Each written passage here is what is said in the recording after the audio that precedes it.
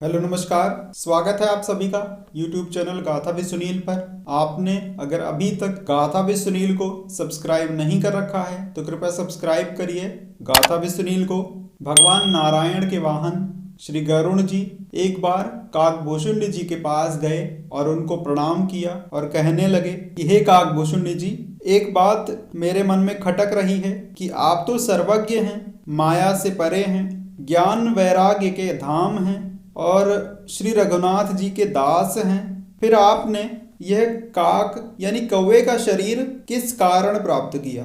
मुझे आप अपना दास समझकर सब बतलाइए। मैंने भगवान शिव जी से सुना है कि आपका महाप्रलय में भी नाश नहीं होता, जब सब कुछ काल के अधीन है।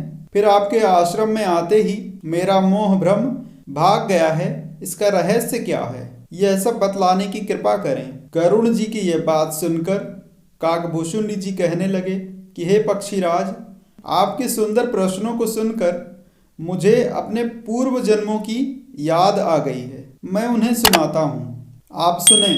पक्षीराज, मेरा प्रथम जन्म पूर्व के एक कल्प के कलयुग में हुआ था। मैं अयोध्यापुरी में शूद्र शरीर पाकर उत्पन्न हुआ था। मैं मन, क्रम, वचन से शिव जी का सेवक था, किंतु दूसरे देवताओं की निंदा करने वाला और अभिमानी था। मैं धन के मद में मतवाला, बहुत ही उग्र बुद्धि वाला था। मेरे हृदय में बहुत अभिमान था।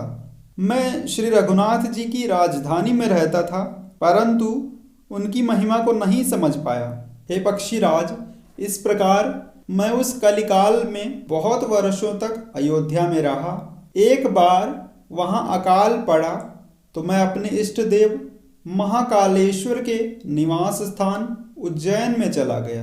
मैं दीन, मलिन और दुखी था। शिव जी का उपासक था, तो उन्हीं की कृपा पाकर मैं महाकाल में भगवान शंकर की उपासना करने लगा। वहीं महाकालेश्वर के मंदिर में भगवान शंभु के परम उपासक एक साधु नित्य वेद विधि से शिव जी की पूजा किया करते थे।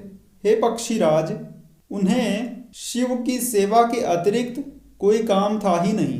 वह भगवान हरि के निंदक नहीं थे और सभी रूपों में एक ही सत्ता स्वीकार करते थे। हम दोनों परस्पर एक दूसरे की शिव पूजा देखते रहते थे। वह ब्राह्मण बहुत ही दयालु थे। उनकी मुझ पर कृपा दृष्टि हुई। मैं उनकी सेवा तो करता था, किंतु मेरे व्यवहार में कपट था। वह मुझे पुत्र की भांति पढ़ाने लगे।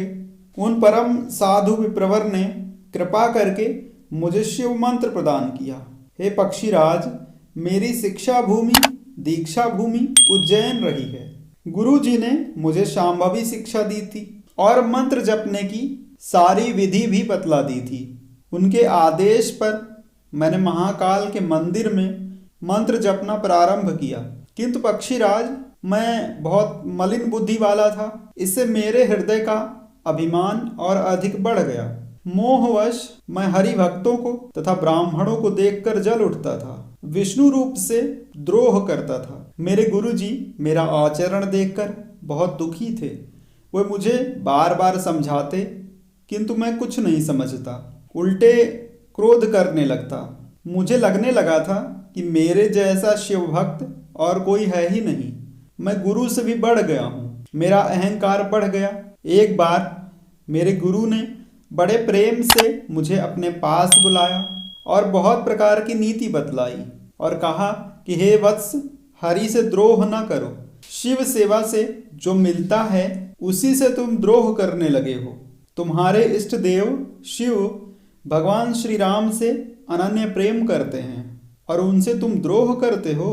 गुरु जी ने साम, दाम, दंड, भेद आदि सभी नीतियों से मुझे समझाया और शिव को हरि का सेवक बतलाया। यह सुनकर मेरा हृदय जल उठा। मैं अभिमानी विद्या पाकर ऐसा हो गया था जैसे दूध पिलाने से सांप हो जाता है। अब मैं दिन रात अपने गुरु से भी द्रोह करने लगा था, किंतु गुरु जी अत्यंत दयालु थे। एक दिन मैं महाकाल के मंदिर में शिव नाम का जप कर रहा था। उसी समय गुरु जी आए, किंतु मैंने अभिमानवश उन्हें प्रणाम नहीं किया और अपने स्थान पर ही बैठा रहा। गुरुजी दयालु थे। मेरा दोष देखकर भी उन्होंने कुछ नहीं कहा। उनके हृदय में लेश मात्र भी क्रोध नहीं हुआ। उनके हृदय में थोड़ा सा भी क्रोध नहीं हुआ।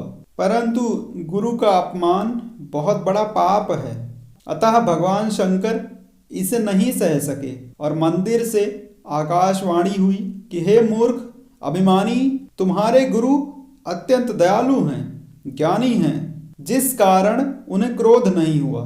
तो भी मैं तुम्हें शाप दूंगा, क्योंकि तुमने नीति का विरोध किया है और अपने गुरु का अपमान किया है। यदि तुम्हें दंडित नहीं करूंगा तो वेद मार्ग भ्रष्ट हो जाएगा। इसीलिए जाओ और तुम सर्प हो जाओ। शिव जी का शाप सुनकर गुरुजी बहुत दुखी हुए।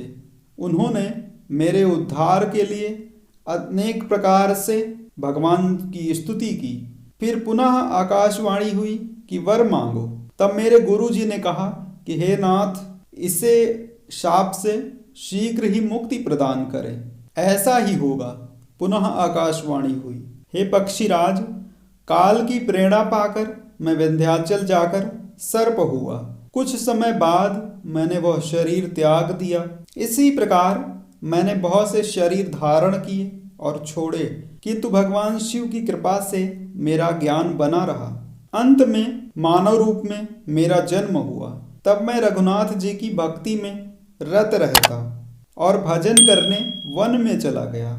एक दिन घूमते घूमते मैं सुमेरु पर्वत के शिखर पर जा पहुंचा। वहां पर महामुनि लोमश ने मुझे निर्गुण और तत्व ज्ञान की बातें बतलाने लगे, परंतु मैं भगवान के सगुण रूप की पूजा करता था, इसलिए वह कुपित हो उठे और उन्होंने पक्षी योनि यानी कौवा रूप में जन्म लेने का शाप दे डाला। मैंने मुनि का शाप आनंद से ग्रहण कर लिया और मैं कौवा हो गया।